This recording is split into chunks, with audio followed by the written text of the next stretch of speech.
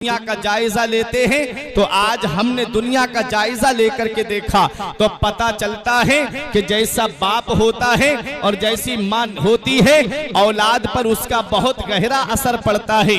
अगर बाप नमाजी होता है तो औलाद भी नमाजी होती है। अगर मां कुरान पढ़ने वाली होती है तो बेटा भी कुरान पढ़ने वाला होता है। जैसा अभी आपने सैयद साहिब किबला से सुना कि मां कुरान पढ़ने वाली थी तो गौस ए आजम 17 या 18 पारों के हाफिजे कुरान माँ के शिकम से पैदा हुए थे। ये तो आज हमने सोच रखा है हम चाहे कितनी भी चोरी और डकैती करें मेरी औलाद नेक हो जाएगी, हम चाहे कितना भी दूसरों का हक मार करके पैसा जमा करें मेरी औलाद जो है वो परहेजगार हो जाएगी। ये आज हमने सोच रखा है। हम चाहे कितना भी खैनी और गुटखा खाएं मेरी औलाद गुटके को हाथ नहीं लगाएगी। ये तो आज हमने सोच रखा है। हम चाहे कितनी भी बीड़ी और सिगरेट पिए मेरी औलाद बीड़ी और सिगरेट को हाथ नहीं लगाएगी। ये आज हमने सोच रखा है। हम चाहे कितनी भी शराब पिए मेरी औलाद जो है वो बियर या शराब को हाथ नहीं लगाएगी। आज हम मन की गुलामी करते हैं। इतना याद रखना प्यारे मुसलमानों, जैसा बाप नेक होता है तो औलाद भी नेक होती है। बाप परहेजगार होता है तो औलाद भी परहेजगार होती है। आओ जरा गौसे आजम की शख्सियत को समझने से पहले आओ जरा गौसे आजम के बैकग्राउंड को आप देखो। नौजवान तुम्हारे यहाँ पर भी हैं, नौजवान हमारे यहाँ पर भी हैं, लेकिन आज के नौजवानों को देखो ये हमारे बुजुर्ग बताएंगे, ये उलमाए किराम आपको बताएंगे। आप शाम के वक्त में कभी जाकर के देखना यही मेरी बस्ती का नौजवान है नाली के किनारे बैठ करके मोबाइल चलाता हुआ नजर आएगा, कोई व्हाट्सएप देखता नजर आएगा, कोई फेसबुक पे गंदी तस्वीरें देखता नजर आएगा, कोई इंस्टाग्राम पे गंदी तस्वीरें शेयर करता नजर आएगा, कोई है कि ट्विटर पे अपनी निगाहें गंदी करता नजर आएगा। आज हमारे यहाँ के नौजवान हैं जिनको ना तो नमाज से मतलब है, जिनको ना तो रोजे से मतलब है इल्ला माशा अल्लाह। लेकिन आओ जरा देखो नौजवान हमारे यहाँ पर भी है और एक वो नौजवान था जो दरिया के किनारे लेटा हुआ है। भूख की शिद्दत ने बेचैन कर दिया, भूख की शिद्दत ने बेकरार कर दिया। आओ उसकी शान तो जरा देखो, रात को भी अल्लाह की इबादत करता है, इनको भी अल्लाह की इबादत करता है, दरिया के किनारे है। भूख की शिद्दत ने जब बेचैन कर दिया सोचा लाओ दरिया में कोई मुबाह चीज मिल जाएगी उठा करके उसे खा लूंगा। अचानक से दरिया में एक सेब बहता हुआ नजर आया।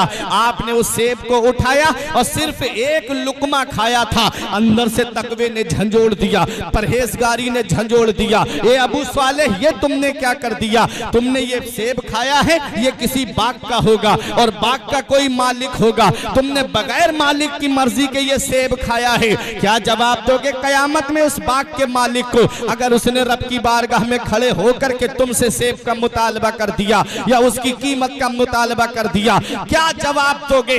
तकवे ने झंझोड़ दिया, परहेजगारी ने झंझोड़ दिया। ये सिर्फ एक लुकमा खाया था तो जिस्म कांपने लगा अल्लाह के खौफ से। जरा आज सोचो तो सही, आज के मुसलमान की हालत देखो, न जाने कितने लोगों का हक मार करके बैठा हुआ है, न जाने कितने लोगों की जमीन पर नाजायज कब्जा करके उनकी जमीनों को बेच करके उनके पैसे को इस तरह से हजम कर लिया कि डकार भी नहीं ली। ये क्या जवाब देंगे कयामत के दिन? वो देखो गौसे आजम के वालिद थे, सिर्फ एक कराहियत वाला लुकमा शिकम के अंदर चला गया, तकवे ने झंझोड़ दिया, परहेजगारी ने झंझोड़ दिया।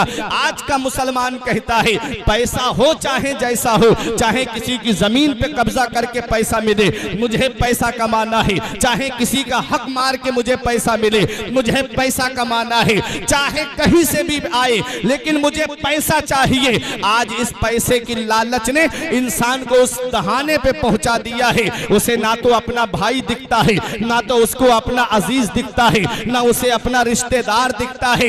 ये गौसे आजम के वालिद हैं, दरिया के किनारे का सफर कर रहे हैं। आप कई मील सफर करने के बाद में एक बाग के अंदर पहुंचे जिसकी शाखें दरिया पे लटक रही थी। बाग के अंदर गए, वहां पर एक अल्लाह का वली अल्लाह अल्लाह में मशगूल है, जाकर के सलाम किया। उन्होंने सलाम का जवाब दिया, कहते हैं कि मैं आपके पास माफी मांगने के लिए आया हूं। बुजुर्ग ने कहा किस चीज की माफी? कहा माफी ये है इस चीज की माफी, मैंने आपके बाग का एक सेब खा लिया है, क्या आप मुझे माफ कर देंगे? कहा कहां से आ रहे हो? कहा इतने मील का सफर करके आ रहा हूं। बुजुर्ग ने सरापा को देखा, सर से लेके पैर तक देखा, वो भी अल्लाह का वली, आने वाला भी अल्लाह का वली, वलीरा वली में शनासत, वली को वली पहचानता है, और बुलंदी के आसार तो पेशानी से जाहिर हो रहे थे। फौरन बुजुर्ग ने कहा माफ तो कर दूंगा लेकिन दो शर्तें माननी पड़ेगी। अल मुख्तसर ये वाकया आप सुनते रहते हो, देखो गौसे आजम बनते कैसे हैं। गौसे आजम की शख्सियत को समझना है तो पहले इन दो शख्सियतों की अजमत को आप समझो। कई साल तक बाग की रखवाली करते रहे, और शान ये है गौसे आजम के वालिद की। एक दिन गौसे आजम के नाना के कुछ मेहमान आए और आकर के कहा हमें सेब खिलाइए। गौसे आजम के नाना ने हजरत अबू सालेह मूसा जंगी दोस्त से कहा जाओ बेटा सेब तोड़ करके लाओ। जब सेब ला करके मेहमानों के सामने रखे तो मेहमान जिस सेब को हाथ लगाएं और खाएं, कोई कड़वा निकल जाए, कोई फीका निकल जाए, कोई बदमजा निकल जाए। कहा कैसा नौकर तुमने बाग में रखा है, इसे आज तक ये पता नहीं चला कौन से बाग का सेब मीठा है, कौन से पेड़ का सेब मीठा है, और कौन से सेब पे फल जो है, कौन से पेड़ पे फीका सेब आता है। गौसे आजम के नाना ने कहा ए अबू सालेह बेटा तुम्हें ये पता नहीं चला है कि कौन से पेड़ पे मीठा फल आता है? तब गौसे आजम के वालिद का जवाब सुनो, फरमाते हैं पता उसे होता है जो खाता है। मैं जब से तुम्हारे बाग में आया हूं मैंने तुम्हारे एक सेब को भी चक्कर के नहीं देखा है। नारे तकबीर, नारे रिसालत, मसलके आला हजरत फैजान हुजूर गौसे आजम हजरत मौलाना फुरकान रजा मंजरी सुभान अल्लाह। गौसे आजम के वालिद हैं, कहते मैंने तो चक्के भी नहीं देखा है, एक सेब का एक लुकमा खा लिया था तो बाग की रखवाली कर रहा हूँ। मेहमान बोले समझ में नहीं आती ये बात, रातों दिन बाग में रहता है फिर भी नहीं खाया। तो गौसे आजम के नाना बोले मैं जानता हूँ इसका मर्तबा क्या है। कहा कैसे? कहा एक दिन आंधी आई, सख्त आंधी थी, मैं अपने घर से बाहर निकला, मैंने सोचा लाओ देखूं मेरे बाग का क्या हाल है। कहते जब मैं अपने बाग में आया तो मैंने नजर डाली तो मेरे इर्द गिर्द जितने बाग थे सबके फल जमीन पे पड़े हुए थे, और मेरे बाग के अंदर ये नौजवान आंधी में तू चराग जला करके कुरान की तिलावत कर रहा था, मेरे बाग का एक फल भी नहीं गिरा था। सुभान अल्लाह। ये वालिद हैं गौसे आजम के। गौसे आजम बनते कैसे हैं आप देखें तो सही। पहली शर्त पूरी हुई, कहा माफ कर दीजिए। कहा बेटा दूसरी शर्त रह गई है। कहा दूसरी शर्त क्या है? कहा आपको मेरी बेटी से निकाह करना पड़ेगा। कहा उसके बाद माफ कर दोगे? कहा हाँ माफ कर दूंगा लेकिन निकाह करना पड़ेगा। बोले राजी तो हो गए हो लेकिन मेरी बेटी की बातें भी तो सुन लो, उसके अंदर है क्या क्या मामला? कहा बताइए। कहा कानों से बहरी, हाथों से लुंजी, पैरों से लंगड़ी, जुबान से गूंगी, आंखों से अंधी। बताओ ऐसा मॉडल आज के नौजवान के सामने रख दिया जाए तो क्या शादी के लिए तैयार होगा? हरगिज तैयार नहीं होगा। अरे पता चल जाए लड़की के पैर में फर्क है, वो जब चलती है तो लंगड़ा के चलती है, तो लड़का रिश्ते से मना करने के लिए इसरार करता है घर वालों को। और ऐसी लड़की जिसको पूरी जिंदगी बिठा के खिलाना है, सिर्फ पूरी जिंदगी खिलाना है, खिदमत की कोई उम्मीद नहीं। लेकिन ये तकवा था, परहेजगारी थी। कहा कि मैं दुनिया में सजा बर्दाश्त करने के लिए तैयार हूँ, आखिरत में सजा बर्दाश्त नहीं। वाह। आज दूसरों का हक मारने वाले कहते हैं वहां जो होगा देखा जाएगा, वहां जो होगा देखा जाएगा। अल्लाह का अजाब बहुत सख्त है। इन्ना बत्श रब्बिका लशदीद, तेरे रब की पकड़ बहुत सख्त है। जब अल्लाह पकड़ता है तो कोई छुड़ाने वाला नसीब नहीं होता है। बेशक, इसलिए उसके अजाब से डरना चाहिए। जब तक ढील दिए हुए है तुम सोचते हो कि बहुत सुकून से जिंदगी कट रही है, लेकिन ऐसा नहीं है। जब मेरा रब पकड़ता है तो कोई छुड़ाने वाला नहीं मिलता। उसकी पकड़ से डरना चाहिए, उसके अजाब से डरना चाहिए। आपका निकाह हो गया, आप हुजरे के अंदर गए और जैसे ही अंदर पहुंचे, अंदर बैठी दुल्हन इस्तकबाल के लिए खड़ी हो गई, सलाम किया, फौरन वापस आ गए। सोचने लगे पैरों से लंगड़ी होती तो खड़ी क्यों होती, अगर ये जुबान से गूंगी होती तो मुझे सलाम क्यों करती, आंखों से अंधी होती तो मुझे देख के खड़ी क्यों होती। आके बुजुर्ग से कहा हुजूर किस कमरे में आपने मुझे भेज दिया? वो लड़की तो सही है, आपने जो बातें बताई थी वो उनमें नहीं पाई जाती हैं। कहा बेटा जो बातें मैंने बताई थी उनकी मुझसे वजाहत सुन लो, मैं क्या कहना चाहता हूँ। गौसे आजम के वालिद ने कहा बताइए।